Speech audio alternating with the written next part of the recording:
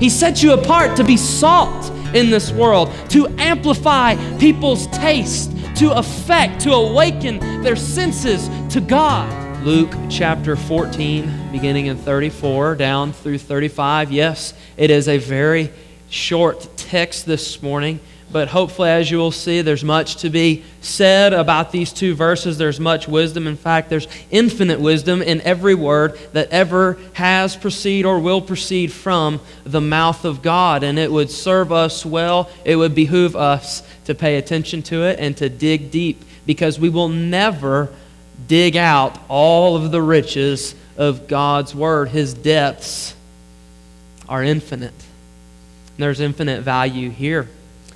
Luke chapter 14, specifically the end part of this chapter, is about what it means to be a disciple. What it means to be a disciple. The word disciple, and he uses it there in verse 25 through 33. The word disciple is the Greek word mathetes. It sounds like the name Matthew. It means disciple, and a disciple literally is a learner.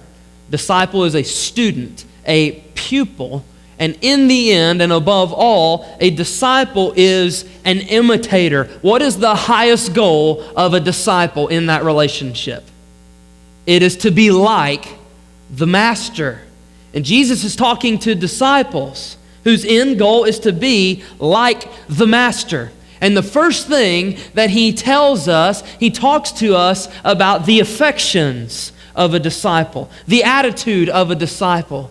The affections of a disciple must be decidedly and wholeheartedly pointed toward Jesus. You remember that in verse 25 through 33, Jesus in effect tells us that for a person to come to Him, just to come to Him with the inquiry about following Him, a person who comes to Him must first and foremost and always value Him, what? Supremely. Above all. In fact, what does he tell us? Anyone who comes to me and does not hate his mother and brother, father, sister, and even his own life, if their affections for me are not supreme, it can't be my disciple, because it's probably going to cost you everything to follow me. In fact, in the end of that text, he tells us anyone who won't renounce all of their goods cannot be my disciple. In effect, in essence, Jesus is saying there should be no relationship, personal or possession-wise, that trumps your relationship with God. Because we value Jesus as a disciple to the Master. We value the Master. We value Jesus supremely. Our end goal, our aim, is to love God and to enjoy Him forever. Deuteronomy chapter 6, verse 5 tells us the greatest commandment in all of the Bible. You shall love the Lord your God with all of your heart, with all of your mind, all of your soul, and all of your strength. First and foremost, Jesus is concerned with His disciples' affections. Do you cherish Christ with all of your being? Do you value Him supremely? Maybe just now, as I'm saying this, maybe you need to evaluate very quickly. Let the Holy Spirit do His work in your heart and ask yourself, do I value Jesus supremely? And the easiest way to ask yourself this question is this. Take the things that you value and imagine your life with all of it gone. Is life still worth living? Family gone, possessions gone, children gone, spouse gone. Is life still worth living? The text say, or the song says, because He lives, I can face tomorrow. Do we value Jesus supremely? He is absolutely concerned with our affections, with our attitudes. Now what we'll see is this, that Jesus is concerned with His disciples' actions. He's concerned with His disciples' actions. Let's look at our text, short though it may be. Salt is good. Do y'all like salt? We all like salt, right? Everyone likes salt. Salt is good. What a true statement. Even more true than you may realize on the surface. Salt is good. There are so many good things about salt. Salt is very powerful. The first thing that you think about when you think of salt is flavor. You think of seasoning. You think of food. And salt indeed is good for food. There's something about the chemical. I've never read so much about salt in my life as I have this week, by the way. So I'm about to just dump on you everything that I've read about salt. And I will inevitably leave out some of the characteristics of salt. You know why? Because there are so many. There are so many. There is a chemical reaction that takes place, whether you realize it or not. Sometimes we just eat food. We really don't care about the chemical reactions. We just say, that's good, okay? But there's something that happens in our mouth, on our tongue, in our palate when salt hits it. And what happens is it actually opens our taste buds. And it makes us aware. It awakens our senses. It enlivens us. It amplifies taste. You can take a good cut of meat, a good cut of steak, and you can cook it perfectly. But if it has no salt, you are not going to taste what it really tastes like. You're not going to enjoy it to the utmost. But you take that steak and you put a little salt on it. Then when you cut it open and you put it in your mouth, my wife makes fun of me all the time when I do this. You can tell if I ever come over to your house or we go eat dinner, you can tell if I'm enjoying my food because I won't talk. Okay? Because I put that piece of steak in my mouth that's lightly salted, put it in my mouth, and just close my mouth. That salt opens my taste buds. The flavors start to fill my palate. I'm experiencing it, experiencing that food in depth. Salt is good. Salt awakens us and makes us aware. Salt not only has use for flavor, salt also cures things. Now, I'm talking in the culinary sense. I'm talking about food in this case. We'll get to the medicinal uses in a second. But salt cures food. If you put salt on meat, there's a process that it goes through where the salt actually creates a pressure. It's called osmotic pressure. You put salt on, I told you I read a lot about salt. You put salt on meat and you know what it does? It actually draws moisture out of that meat. It draws moisture out of that meat, and in effect, it tenderizes the meat. And it starts to break down those protein molecules, and it actually draws some of the protein to the surface of the meat, and it starts creating striations in the meat. So you need to salt your food, people, okay? Salt your food. It's going to help so much, and it'll actually preserve your food. Hold on to that thought, okay? Hold on to the preservation of food, that kind of thought. Because when salt draws the water out of the meat and it draws the protein molecules up, it preserves the meat from becoming rancid. It preserves the meat from becoming rotten. You've heard of cured pork. Why do they do that? So it'll keep longer. You realize up until 100 years or so ago, we didn't have fridges. We didn't have refrigerators. They didn't have those things. You know how they preserve their meat? They dehydrate it with salt, draw the moisture out, and it preserves it. Salt is what? It's good. Salt's good. Salt has many medicinal uses as well. You can use salt to cleanse wounds. Did you know that? You can use salt to cleanse wounds. You mix it with a little bit of water and it becomes what? Saline solution. Okay? You can pour it in a wound, wash it out, and it will clean. It will kill bacteria. You can dilute that saline solution down. Anybody in here wear contact lenses? What do you put in your eyes? Saline solution. You know why? Because it cleans your eyes out. It's safe. It cleans the contacts. It removes the protein molecules that get on those lenses there. Salt's good. It has so many uses. You realize this? You can use salt for taste, for curing, for cleansing, for purifying. You can use salt to melt ice. We don't experience this much here in Southeast Texas, but when we lived in Lawton, we would actually see salt trucks go by. When a snowstorm was coming in and when they knew it was going to be bad, they would salt those main roads. Because as the snow would come down, it hits the salt. Boy, even that inanimate water, that frozen water, that ice is affected by the salt. and the ice can't bond, and it just melts away. Everything else is covered. But what has the salt on it is clean. It's cured. It's been melted. It's safe. You don't have the salt on it, some of those back roads in Oklahoma, and it's like driving on melted butter. I mean, you just slide off that road. I did it, and it's scary. You just go on that road, and you're doing that. Anybody ever driven on black ice? It's terrifying. Put a little salt on it, what happens? It melts away. There are so many purposes for salt, and as I told you, I'm going to leave some of these out. Salt also is good for your fields. If you're a farmer, if you're a gardener, you need to check the salt in your soil, and you make sure that you have enough salt in your soil. You need to make sure that you don't have too much salt in your soil. A little salt in your soil goes a long way, and it's going to make your plants strong. It's going to give them the nutrients, the mineral nutrients that they need. But you put too much salt in the ground, what does it do?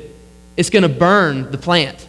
It's going to burn the roots, okay? And it's going to kill those plants. So salt is good for life. Salt is good for death. In fact, salt is necessary for life. You need salt in your body. If you don't have enough salt in your body, you're not going to be able to hold water in. When you sweat, what comes out? Water and salt. So you need to rehydrate with electrolytes. Most of what electrolytes are is salt. Okay? Because salt helps to replenish our cells. It helps to nourish our body. It is essential for life. Animals need more salt than plants do. But both will die without it. Give them too much and it'll kill them. Salt's good for life. Salt's good for death. In the end, salt is good. Above all, you know what? This can be said about salt. Salt is an agent of influence. Got that? Salt is an agent of influence. Job says this in the book that bears his name, chapter 6, verse 6. Can that which is tasteless be eaten without salt? Well, absolutely it can be eaten. Can it be enjoyed? No. It can't be enjoyed. It's not going to be good. Ezekiel chapter 6, verse 4 tells us that in those days they would actually use salt, make some sort of saline solution to clean off babies. That it would cleanse a newborn baby. When the prophet Ezekiel is speaking on God's behalf about the people of Israel, God is telling them, this is how I found you, helpless and hopeless, without parents. You were lost, you were dead in your trespasses, you were left in the wilderness in all of the blood from the birth. And he says this through the prophet Ezekiel, chapter 16, verse 4. And as for your birth, on the day that you were born, your umbilical cord was not cut, nor were you washed with water to cleanse you, nor rubbed with salt, nor wrapped in swaddling clothes. Salt's not only good for your food and good for your field, it's good enough to cleanse off the most feeble among us, the most frail among us, washing off the impurities, protecting that little baby. As I said before, salt is good to kill. Salt will destroy. It is a powerful agent of influence. In Judges chapter 9, you read about Abimelech. Abimelech was a wicked man. Abimelech went to war against Shechem. And for Abimelech, destroying Shechem was not enough. Killing all of the people in it was not enough. Not only did he do that, he destroyed the ruins of the city. He razed the city to the ground. And then you know what he did? He took a bunch of salt, put it all over their fields, and then plowed it so that they couldn't plant. So that fertile city was now a desert, uninhabitable. Let me read that text for you. Judges chapter 9, verse 45 says, And Abimelech fought against the city all that day. He captured the city and killed the people who were in it. And he razed the city and sowed it with salt. Salt's powerful, folks. Salt is an agent of influence. Everything that salt touches, it affects. Everything that salt touches, it affects. But look at what Jesus says here in 34. Salt is good, but if salt has lost its taste, how shall its saltiness be restored. If salt has lost its taste, you're familiar with the word moron, aren't you? Hopefully not personally familiar with that word. You're all familiar, though, with the word moron. That's actually the word that Jesus uses. He uses it in a verb form. We derive our word from this, but he uses the word moranthe. Moranthe. It means useless, dumb, not useful in any way. In fact, it is insipid. It is characterless, lifeless, wishy-washy. It doesn't have any worth. He says salt is good, but if salt has been moroned, if it has become insipid, if it has no more character, no more life, if it's become wishy-washy, it has no use. It's become moroned. How shall its saltiness be restored? This morning, part of the invitation is going to be this. Part of the invitation is us going to be asking God, Lord, will you restore my saltiness? God can restore saltiness. You know when salt is useless? When it stays in the pantry. Salt is useless when it stays in the pantry. Salt's useless when you don't use it. Salt is good, but if salt has lost its taste, if it's moroned, how shall its saltiness be restored? I want you to understand two aspects of salt that I believe that Jesus is emphasizing here in this text. In the whole of the Bible, as this text relates to it. In the immediate context, what is Jesus talking about? What was he talking about in verses 25 through 33? He's talking about discipleship. The affections of a disciple. That a disciple must persevere in following him. That if a disciple does not persevere in following him, and they won't persevere if they don't cherish Jesus supremely, they'll leave for something else that they value higher. But no, a disciple is supposed to persevere with Jesus. And if he doesn't persevere, he's like somebody who starts to build a house, gets halfway through, and can't finish it. And everybody looks around and mocks the man because it was foolish. He started, but he could not persevere to the end. Or a disciple who doesn't follow Jesus to the end is like a king, a useless king who goes to a battle he cannot win. He's going to lose it. So Jesus says, count the cost if you're willing to persevere or not. If you're going to be preserved or not with me. In fact, I think that that's what Jesus is talking about here in this text partly. He's talking about the preserving nature of a relationship with him.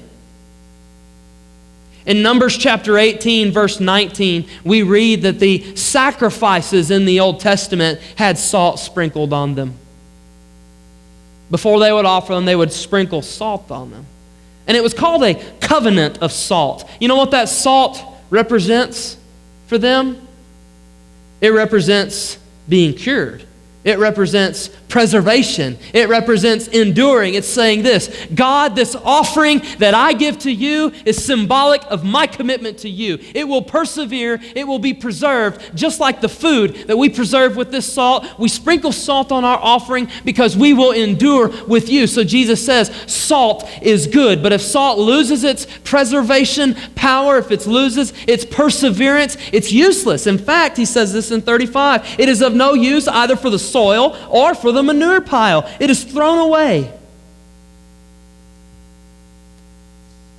So the salt that is supposed to be about us, the saltiness that we are supposed to possess in our relationship with Jesus, is a salt of preservation. It is a salt of perseverance, that we would continue to walk with Jesus. Just like a meat that is preserved from becoming rancid. Maybe this morning, you look at your life and you say, there was a time when I made a commitment to Jesus, but I have ceased to be salty with him. I have ceased to persevere with him. Lord, I need you to restore that saltiness. Lord, I need you to make me to persevere with you. I need you to make me to walk with you. Every day, no matter how hard it gets, I want to value you supremely. I want to cherish Christ as most precious. I want to walk with him. I want to love him. I want to endure with him. Lord, sprinkle me with your curing, preserving, persevering salt. Make me to walk with you. Hold me fast. Keep me from going rancid in our relationship. Keep me from relationship rot. Lord, sprinkle me with some salt. I need you to restore that saltiness. But there's another aspect that I think is in view here. It's not just the preservation power of salt, but it's the fact that salt is an influencer. Salt is an agent of influence. As we walk through all the different attributes and uses and characteristics of salt, what you see is this, that everything that salt encounters, it affects in some manner. Too much, too little. The only way salt is useless is when it's left in the cupboard. It's the only time it's useless.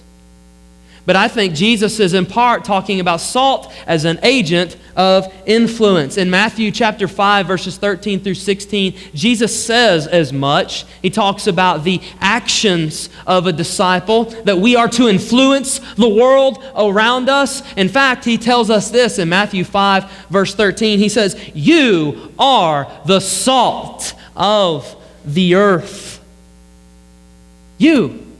You and I, we are the salt of the earth. We are God's agents of influence. We are how God seasons his planet. We are who God uses in order to amplify taste, in order to amplify the flavor, in order that this world can taste and see that the Lord is good. Everyone that we come in contact with, we ought to have an effect on. We ought to have an influence with. We ought to be salt. Salt is good, but if salt has lost its saltiness, how can it be restored?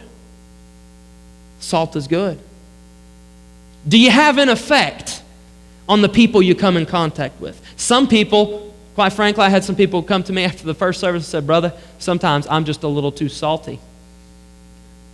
Sometimes, folks, we have the wrong effect on people. Sometimes we're sprinkling the wrong seasoning around. Sometimes we're creating the rot. Sometimes we're the ones creating the problem. In fact, the Apostle Paul fights against that. Philippians chapter 2, verse 14 through 15, he says, "Do all things without," here's the bad seasonings, guys. "Do all things without grumbling and disputing." Don't whine. He says it's bad seasoning. It's going to mess up the food around you. It's going to hurt the people. They're not going to like it. They're not going to like being around you. It's a little too salty. "Do all things without grumbling and disputing, that you may be blameless and innocent, children of God, without blemish, in the midst of a crooked and twisted generation, among whom you shine as lights in the world."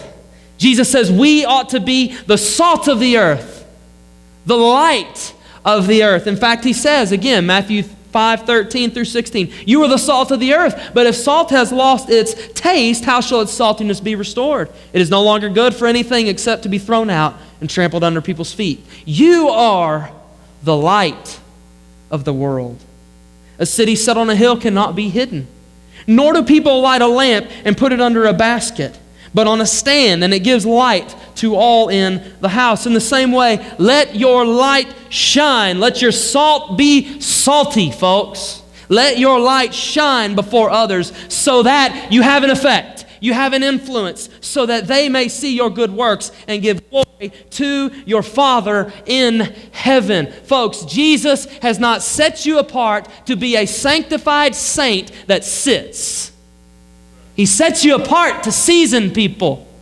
He sets you apart to be salt in this world, to amplify people's taste, to affect, to awaken their senses to God. so that when they come in contact with you, they know God exists. He's done a miracle in this person. This person is seasoned with salt. The Apostle Paul tells us as much. He says, let your speech be seasoned with salt so that everybody around you is moved by that grace of God in you. Is your speech seasoned with salt? Is your life seasoned with salt? Are you salty? Or are you a sanctified saint who sits in the cupboard, never comes out, never used?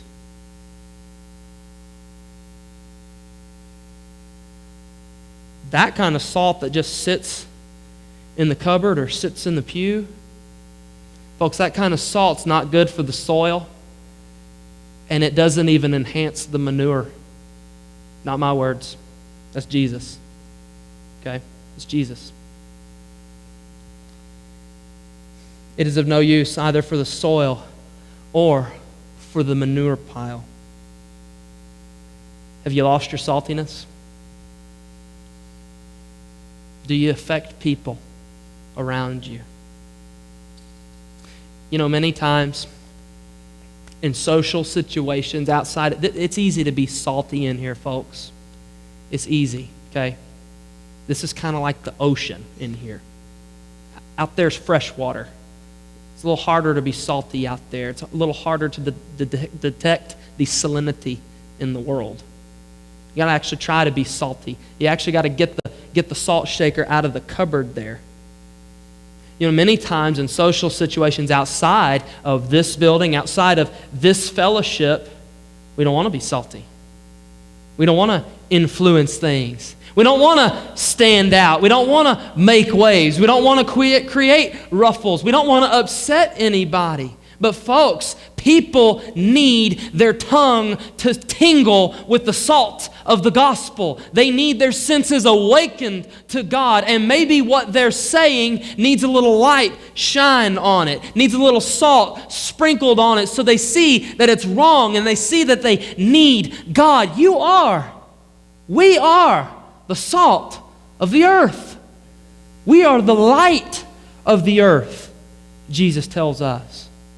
It's our duty. It is our action as disciples to stand out. It is our action as disciples to influence. Remember that everything salt comes in contact with, it influences. It affects. Some sort of reaction that goes on. So just reflect, because that's what that phrase means. He who has ears to hear, let him hear. Some people in this world, they say something and you say, I need to think about that.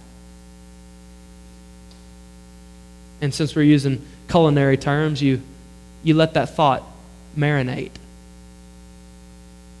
That's what it means. He who has ears, let him hear. Let the thought marinate for a minute. Let it soak in. Let that text exert a little osmotic pressure on you and draw out the bad and put in the good. Think about it. As this word is marinating on your heart, consider the people that you came in contact with this week. Did you exert a godly influence in this situation? Were you sprinkling salt or some sort of rancid, putrid seasoning? Grumbling, disputing?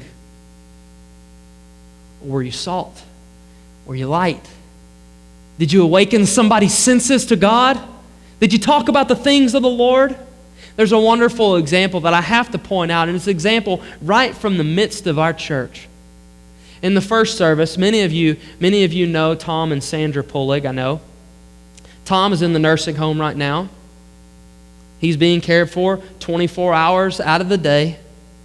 Sandra is up there almost 24 hours a day, having to pay sitters to stay with him even when she's not there. And you know what? People from Hillcrest come there almost 24 hours a day. and they go and they see Tom, and they go and they see Sandra, and they go and they minister to Tom, and they minister to Sandra. But you know what they're doing? You know what Hillcrest is doing when it walks into that room? When you walk into that room, you know what they're doing in there? They're sprinkling salt. Everyone in that nursing care facility knows that Jesus is going to be spoken about in that room. They know that room's salty. They know that if they go in there, they're going to be influenced for the gospel's sake. They know Christ is going to be talked about. And I can tell you that room is salty.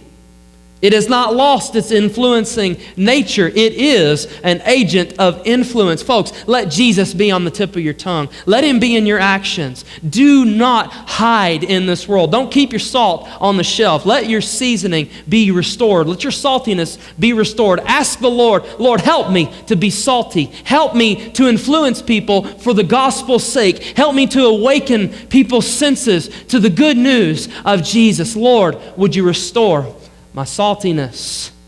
Would you make me an influencer? Would you make me an agent of influence? That's the invitation for you, Christian. Consider your life. Is it salty enough? It's our job to help people taste and see that the Lord is good. Folks, we put salt on everything. Because when we salt it, we can taste it's good. Salt on watermelon, salt on peanut butter, salt on chocolate, sweet, savory, salty. All foods alike, they need it. Every person alike needs a little salt. They need Jesus in their midst. They need Jesus in their presence. And folks, everyone that Jesus encounters, He has an effect on. Every single person He encounters, He has an effect on. The only person He will not have an effect on is the person who doesn't get any salt. When the salt's left in the cupboard, sanctified saint who sits. Let's not be like that. Now let's let them taste. Let's help them taste to see that the Lord is good. Maybe you have never decided to walk with Jesus this morning, and I want to take a moment and I want to awaken your senses to Jesus. I want to express to you how good He is. I want to open the taste buds of your heart and let you experience His grace, His marvelous, unmatched grace. Jesus tells us that if anybody is not willing to leave house and home, father, mother, wife, sister, brother, kids, even all their possessions, he's not fit. He cannot be my disciple. You know why Jesus tells us that? Because Jesus is good. Because Jesus is better. He is better than all of those things. All of those other things, they fade away and they will be lost one day. But Jesus will endure. When Jesus tells us to leave all and embrace Him, it's because He's good. It's because He's better. To so many people, leaving all seems like a radical requirement. It seems extreme in the utmost. But folks, when you've tasted and seen that the Lord is good, it's the only reasonable option. It's the only thing that makes sense. Maybe this morning, as you hear the good news of the gospel, that Jesus, through His death for you on the cross, is able to wash you clean from your sins. He's able to give you a brand new start. And not just a new start, He makes you holy in God's eyes so that you will never mess it up. You can never mess it up. It's not just a clean slate. You're a brand new person with a new heart, new desires, new mind. God can do all of that if you just say, Lord, I give you myself. I give you all of me. I'm willing, Lord, to give up anything you call me to give up. Because, Lord, I've tasted and I've seen that you are good. You're worth it. Maybe this morning, if you need to make that decision, you need to make that public, then you need to come. Will y'all pray with me?